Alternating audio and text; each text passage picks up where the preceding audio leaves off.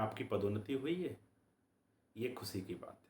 क्या आपको समयमान लगा है? क्या आपकी क्रमोन्नति हुई है? उसके बाद आपके पास एक क्वेश्चन आता है कौन सा विकल्प चुनें, जो आपकी स्थापना में दिया जाता है। ये बड़ी गंभीर चीज़ है कि इसकी जानकारी हर किसी के पास नहीं होती और समझ भी नहीं पाती हैं क्योंकि सारी चीज़ें नहीं मिल पाती। मैं आज आपको अच्छे से बताऊँगा कि विकल्प 1 चुनें या विकल्प 2 चुनें। विद ऑप्शन चुनें या विदाउट ऑप्शन चुनें, इसी के बारे में हम बात करने वाले हैं। आप यहाँ मेरे पास देख पा रहे होंगे, ये है राजपत्र 20 जुलाई 2017 का, जब से 7वां वेतनमान आयोग लगा हुआ है। 8वां वेतनमान भी जल्द लगने वाला है, जिसका फिटमेंट फैक्टर आएगा। आज हम बात करने वाले हैं, अगर आपकी पदोन्नति लगी हुई है तो आपको कौन सा विकल्प चुनना चाहिए। जैसे जनवरी आपकी अगर जुलाई से लेकर दिसंबर के बीच में होती है, तो आपको वेतन वृद्धि होती है। जो आपकी कौन सी वेतन वृद्धि लगती है, जनवरी या जुलाई वाली, उस हिसाब से आपको कैलकुलेशन करनी होती है। क्या आपको पदोन्नति के साथ भी कोई वेतन वृद्धि मिलती है? हाँ, आपको पदोन्नति के साथ वेतन वृद्धि मिलती है। दूसरा क्वेश्चन आपका, क्या आपको क्रमोन्नति होने के बाद या समयमान टाइम स्केल बोलते हैं, उसके बाद आपको वेतन वृद्धि मिलती है?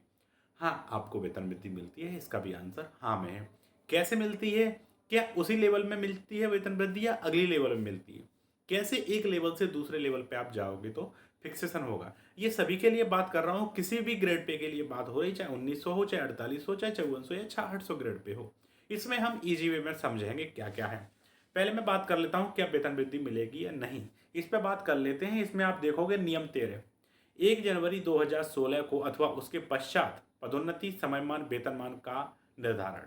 इसको हम अच्छे से पढ़ेंगे तो क्या है, एक वेतन वृद्धि उस लेवल में दी जाएगी जिसमें शासकीय सेवक पदोन्नति समयमान किया जाता है।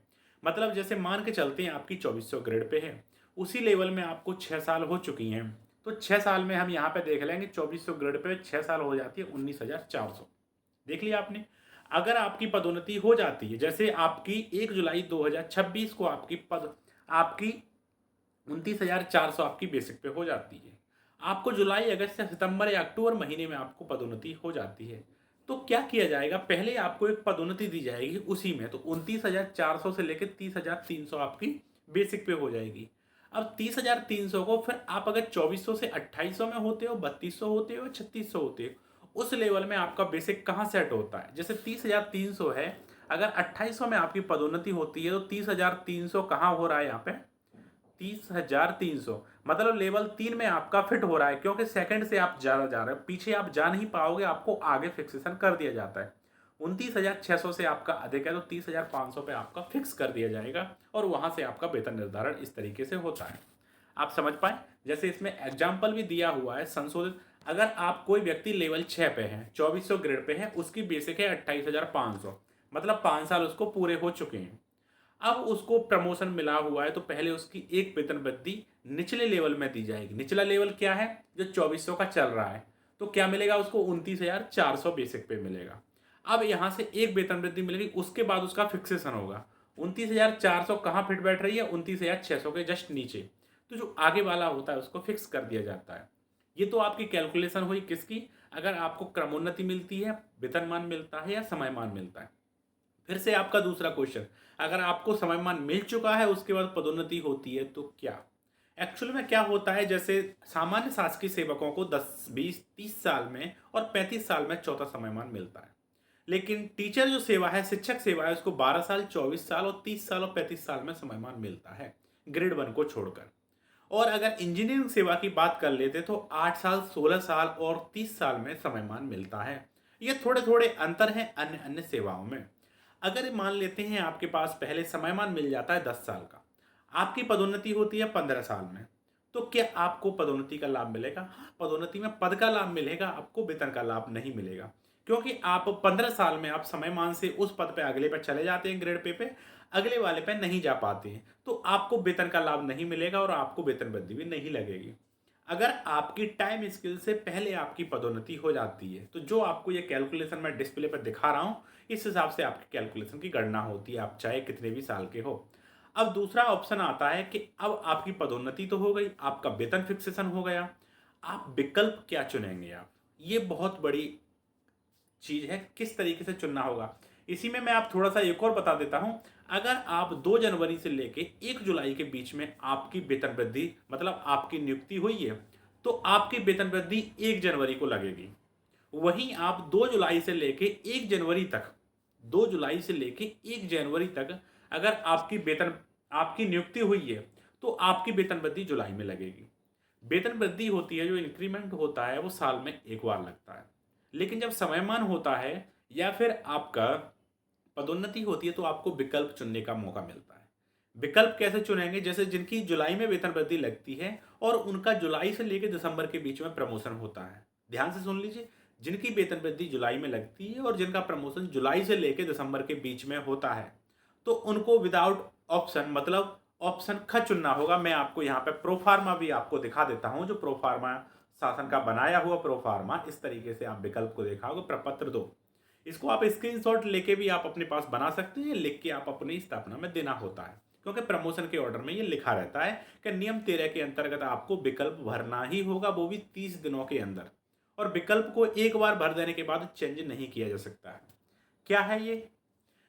संशोधित वेतनमान ढांचे में एक ग्रेड से दूसरे ग्रेड में पदोन्नति, क्रमोन्नति या समयमान वेतनमान दिए जाने की स्थिति में वेतन निर्धारण किए जाएंगे। कुछ भी तीनों में से होता है। तो सिंपल सा प्रोफार्मा, कार्यालय आदेश क्रमांक जो आपका क्रमांक है, दिनांक द्वारा पदोन्नति जो भी टिक लगा दीजिए, दिए जाने के फलस्वरूप संशोधित वेतन ढांचे में उच्च ग्रेड पे में वेतन निर्धारण के निम्नानुसार विकल्प प्रस्तुत हैं। पहला है, संशोधित ढांचे में निचले ग्रेड पे में वेतन वृद्धि 1 जुलाई या 1 जनवरी को प्राप्त कर लेने के बाद उच्च ग्रेड पे में मेरा प्रारंभिक वेतन निर्धारण किया जाए।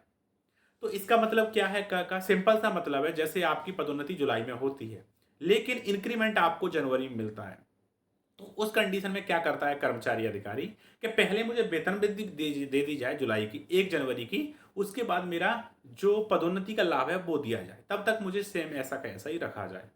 तो इस तरीके से पदोन्नति वाले का ऑप्शन चुन लेते हैं, जिनकी मतलब देखा जाए 6 माह उससे कम अगर वेतनमान की दूरी है, वेतन वृद्धि की दूरी है, तो वे ऑप्शन का चुनेंगे।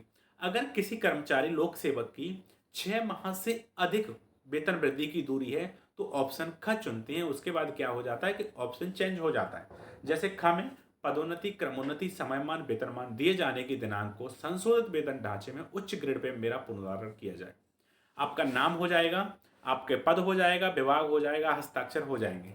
जैसे मान लेते हैं कि आपकी वेतन वृद्धि 1 जुलाई को आपकी लगती है, ठीक है, आपका जो पदोन्नत हो जाते हो आप 5 जुलाई को हो जाते हो, ओके, तो आपको वेतन वृद्धि पहली तो मिल गई 1 जुलाई 1 जुलाई को मिल गई आपको। 5 जुलाई को आपका क्या हो जाता है? पदोन्नति हो जाती हो। तो आपको 30 दिन के अंदर आपको विकल्प चुनना होता है, जो आपकी डिस्प्ले पे दिख रहा है। क्या कि अब इसमें ख ऑप्शन इसलिए चुनने की बात कर रहा हूं कि मुझे वेतन वृद्धि तो मिल ही गई, अब मुझे पदोन्नति का लाभ दे दिया जाए। 7 तारीख को आपको एक वेतन वृद्धि लगने के बाद नेक्स्ट ग्रेड पे आपका पदोन्नति फिक्स कर दी जाएगी, ग्रेड पे स्केल आपकी। अगर वहीं जिनका जुलाई में उनका इंक्रीमेंट लगता है, जुलाई में, तो उनको क्या करना, सॉरी जनवरी में उनका इंक्रीमेंट लगता है, उनको क्या करना होगा? जनवरी वालों को रुकना होगा कि 6 महीने 5 महीने इंतजार करें, उसके बाद मेरा पे फिक्सेशन करें। इस तरीके से आपका पे फिक्सेशन यहाँ पे विकल्प के साथ होता है। तो आपको एक वेतन वृद्धि मिलती है। आपको बहुत बहुत बधाई हो प्रमोशन के लिए या वेतनमान या समयमान के लिए। कोई क्वेरी आती है तो मुझे कमेंट जरूर करें। एक और महत्वपूर्ण बात, जो सेंट्रल और स्टेट के नियमों में जो FR रूल है 22 के साथ ये होता है, थोड़ी सी कुछ विसंगतियां भी समझ सकती हैं। अगर सेंट्रल में अगर गैप मिलता है, जैसे 1 जनवरी वाला जुलाई में जिसकी पदोन्नति हो जाती है, तो 6 महीने का बेसिक डिफरेंस उसको दिया जाता है, जो अंतर होता है, उसके बाद पे फिक्सेशन कर दिया जाता है। लेकिन MP में ऐसा नहीं है। आप देख पाओगे, इसमें आपको चार्ट भी आपको समझने को मिल जाएगा। यहाँ पे ये मैंने जो 20 जुलाई 2017 का राजपत्र है, उसमें ये मैंने पूरा प्रोफार्मा पे फिक्सेशन मैंने इसको सबसे आखिरी पेज पे दिया गया है। उससे पहले आप पेजों को पढ़ेंगे तो सारी चीज़ें आप देख पाएंगे। इसमें नियम विकल्प 6 भी दिया गया है, और भी सारी चीज़ें निलंबन के संबंध में, पे फिक्सेशन के संबंध में, वेतन वृद्धि के संबंध में। देखो शानदार एग्जाम्पल यहाँ पे दिया गया है। देखो लेवल 6 में एक वेतन वृद्धि दिए जाने के पश्चात वेतन मिलेगा आपको, और भी 1 जनवरी उसके पश्चात वेतन वृद्धि का लाभ किस तरीके से आपको सेवा में मिलेगा।